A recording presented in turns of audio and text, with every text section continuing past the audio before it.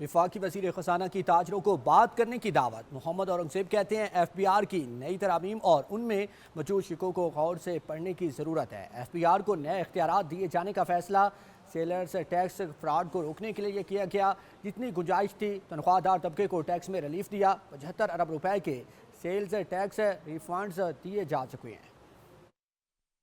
وزیر خزانہ نے بزنس کمیونٹی سے کل ملاقات کرنے کا بتا دیا۔ Overseas investor chamber of commerce and industry میں وزیر خزانہ نے اہم ملاقاتیں کرنے کے بعد میڈیا سے گفتگو میں بتایا کہ موجودہ قانون میں سیل ٹیکس فراڈ روکنے کے لیے سیف گارڈ شامل کر دیے گئے ہیں۔ 5 کروڑ روپے سے زائد کی بے ضابطگی کی صورت میں گرفتاری صرف کمشنر یا 3 رکنی ایف بی آر بورڈ کی منظوری کے بعد ہی ممکن ہوگی۔ بہت ایک بات چل رہی ہے اور سوال چل رہا ہے کہ ایف بی آر کو جو ایڈیشنل پاورز دی گئی، آئی تھنک اس میں تھوڑا سا سمجھنے کی بات ہے کہ اس وقت ایگزسٹنگ لا تھا کیا۔ اب تو خیر ایگزسٹنگ لا اور ہے جو پارلیمنٹ نے پاس کر دیا ہے۔ اگر پچھلے لا میں جائیں تو پہلی بات تو سمجھنے کی یہ ہے کہ اس کا انکم ٹیکس کے ساتھ کوئی تعلق نہیں۔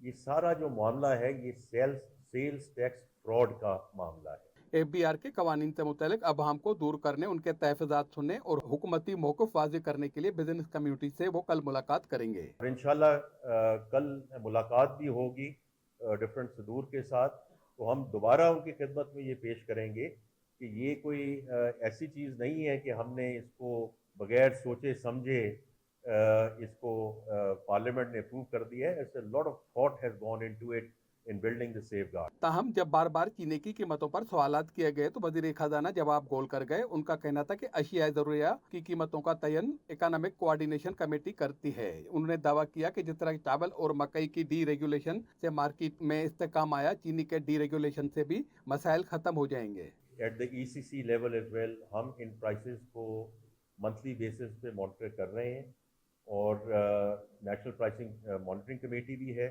بٹ ای سی سی بھی ہمیں ڈائریکٹ کیا گیا ہے بائی دا کیبنٹ کہ ان کو مانیٹر کریں اور جو بھی اسٹیپس لینے ہیں اس میں لیے جائیں۔